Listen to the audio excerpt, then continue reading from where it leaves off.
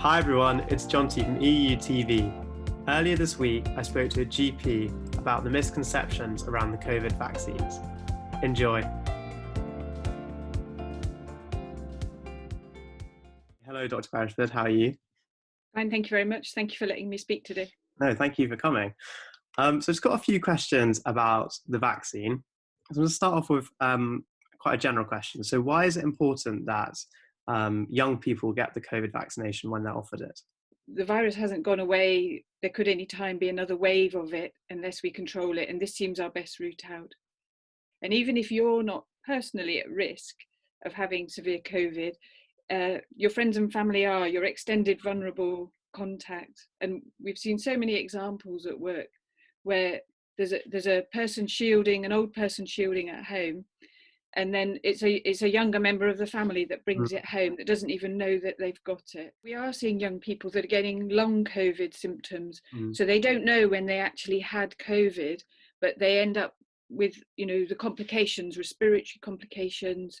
It's not common, but it happens enough for me to say that you're not invincible and that you are still vulnerable to this bizarre virus.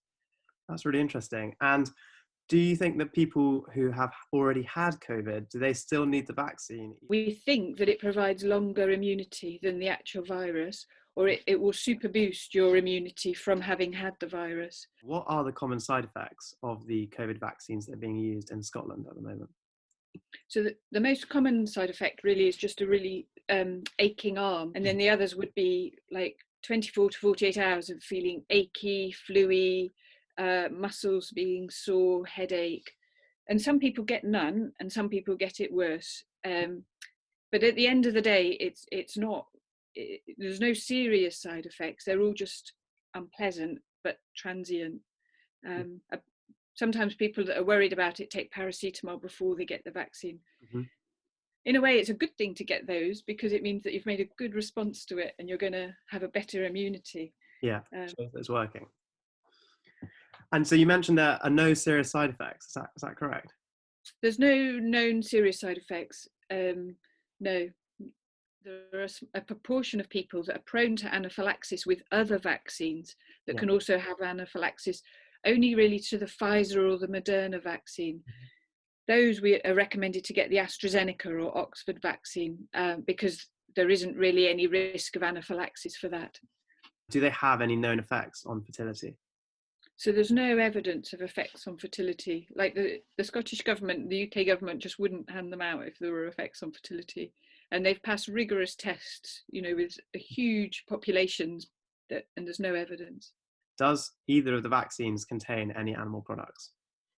So none of those available contain animal products. So I know that you're working at the mass vaccination centre. If you just tell us a little bit about how that works, I'm sure lots of people will be wondering.